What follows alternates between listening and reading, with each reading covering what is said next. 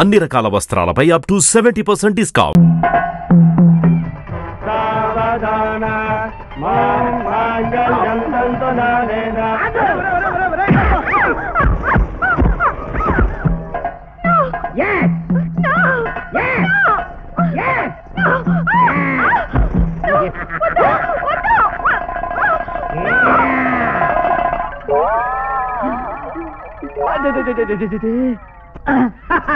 సైజులా మజాక ఎంత ధైర్యంరా నీకు? అది నా సందు పేర్రా.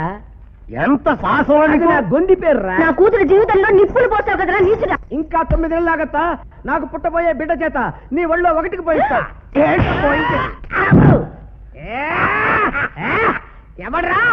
వదలండి వదలండి, నేను ఊరుకోనరా. ఒక్కడు మాట్లాడేంట్రా? నేను తలుచుకుంటే మిమ్మల్ని అందరినీ తుక్కు తుక్కుగా ఇక్కడే తన్ని పారిపోగలను. కానీ ఎందుకు పారిపోలేదో తెలుసా?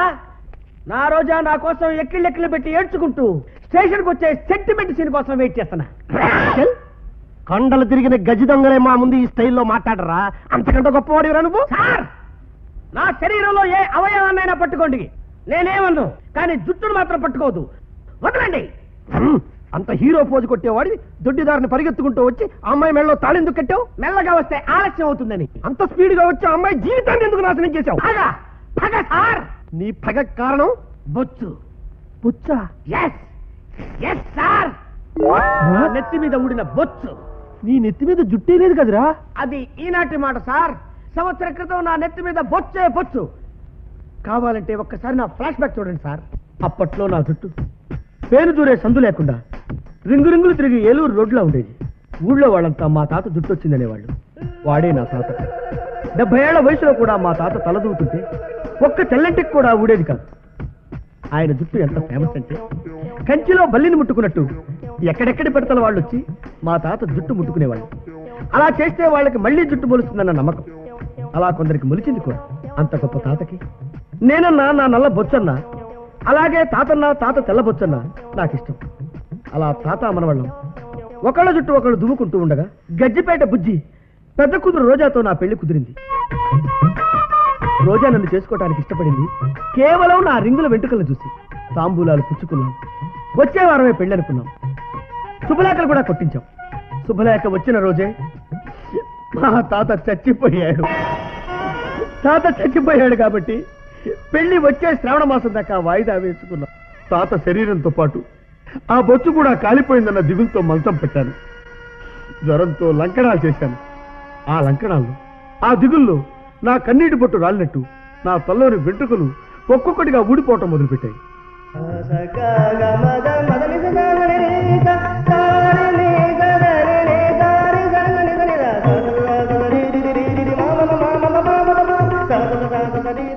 వరదల్లో వరిమళ్ళు కొట్టుకుపోయినట్టు ఎండాకాలం వచ్చేసరికి నా జుట్టు మొత్తం ఊడిపోయింది.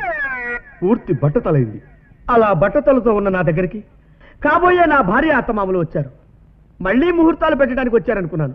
కానీ ఈ పెళ్లి జరగదని చెప్పారు. షాక్ అయ్యే కారణం అడిగాను. మా అమ్మాయి బట్టతలాంటి చేసుకోనందన్నారు. మరింత షాక్ అయ్యాను. తాగుబోతుని చేసుకోనంటాం ధర్మం, తిరుగుబోతు నాకు వద్దు అనటం న్యాయం. కానీ బట్టతలాడు నాకు వద్దనటం అన్యాయం తల్లి అని కాళ్ళు పట్టుకుని బ్రతిమలాడాను. చిక్కిపోయావంటే బాగా తిని లావగలను, లావయ్యావంటే తినకుండా చిక్కిపోగలను. కానీ బట్టతలను ఏం చేయలేము తల్లి. అయినా నాది బట్టతలే గాని మట్టితల కాదమ్మా. కరెక్టేనయ్యా, కానీ పెళ్లిలో ఈ బట్టతల మీద జీలకర్ర బెల్లం తలంబ్రాలు నిలవంటుందయ్యా మా ఆవిడ. అయితే వాటితో పని లేకుండా రిజిస్టర్ మ్యారేజ్ చేసుకుంటాం సార్. కుదరదయ్యా, అసలు మా అమ్మాయి ఇష్టపడిందే నీ జుట్టును చూసి.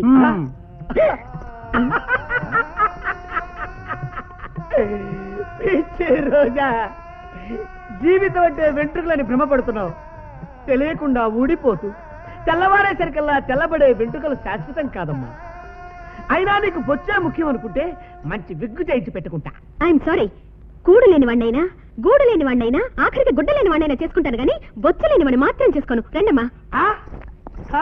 రోజా రోజా రోజా నా తల్లి, అయ్యో ఇప్పుడు నా గతేంటి బాబా? ఇదేనా సార్ న్యాయం? కాదు కాదు కాదు సార్, మీది కూడా సెలవిడుతుంది సిమెంట్ రోడ్డు. సార్, మీ బట్టదాలు చూసి మీ ఆవిడ మిమ్మల్ని ఏం అనలేదా సార్? ఏమీ అనలేదు. కామ్గా పక్కింటి వాడితో లేచిపోయింది. No problem, don't worry my dear boy. ఆ గజ్జిపేట బుజ్జి కూతుర్ని లాక్కొచ్చి నీ చేత కాపురం చేయిస్తా. This is my promise. Sir, Gajjipeta బుజ్జిగారింటికి వెళ్ళాను సార్. ఇంటికి తాళం వేసింది సార్. పారిపోయారా? అవును సార్. ఎవడో నెత్తి మీద 3 వెంట్రుకలున్న వెధవ బలవంతంగా తన కూతురు మెడలో 3 ముళ్ళు వేశాడని అవమానం తట్టుకోలేక ఫ్యామిలీ అంతా సింగపూర్ వెళ్ళిపోయారు సార్.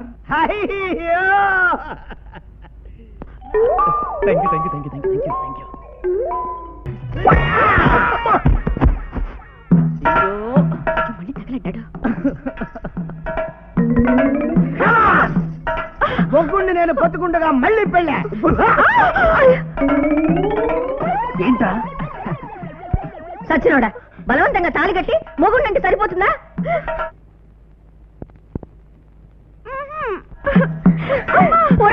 ఎక్కడికి నా కూతుర్ని లాకెళ్తున్నావు? ఎందుకు నా కూతుర్ని చీకటి కొట్లకి లాకెళ్తున్నావు? పడుకోబెట్టుకుని స్థాపనం చేసుకోవడానికి. నెత్తి మీద బొచ్చులని నీ పక్కలో నా కూతురు కాదు కదా, మా ఇంటి బొచ్చు కుక్క కూడా పడుకోదు. వదిలిపెట్టరా. మర్యాదగా నా పెళ్ళాన్ని నాకు వదిలిపెట్టి వెళ్తారా లేదా? వెళ్ళాం. వెళ్ళరా? వెళ్ళాం. వెళ్ళాం. ఇదేంటిది? ఇదేంటి? ఏంటిది? ఏ చెత్తలు పంతే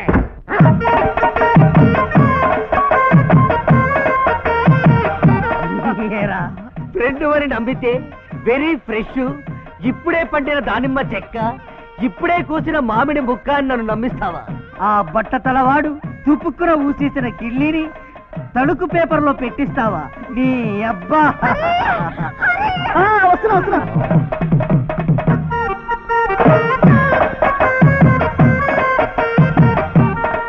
పేరు వీళ్ళు లోపలికి తలుపేసుకున్నాలే.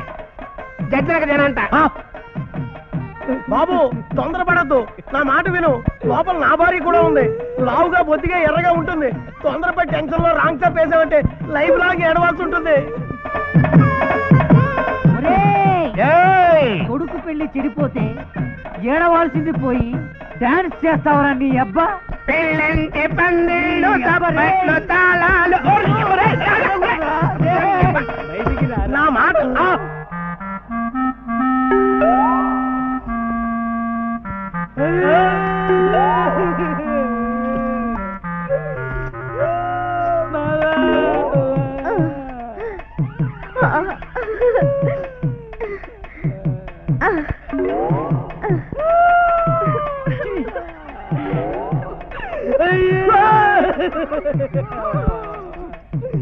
ఎక్స్క్యూజ్ మీ, మీలో అదృష్టవంతురాలు చిచ్చి దురదృష్టవంతురాలు ఎవరో చెప్పండి.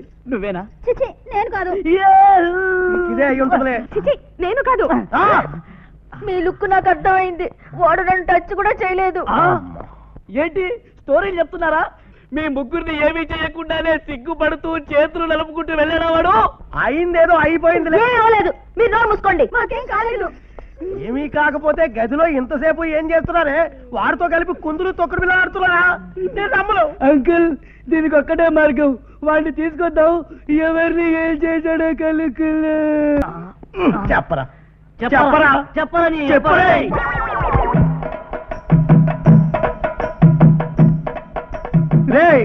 నువ్వు రేప్ చేసినందుకు నాకు ఎలాంటి ఫీలింగు లేదురా, కానీ ఎవరిని రేప్ చేసావో చెప్పరా? టెన్షన్ తో చచ్చిపోతున్నాను.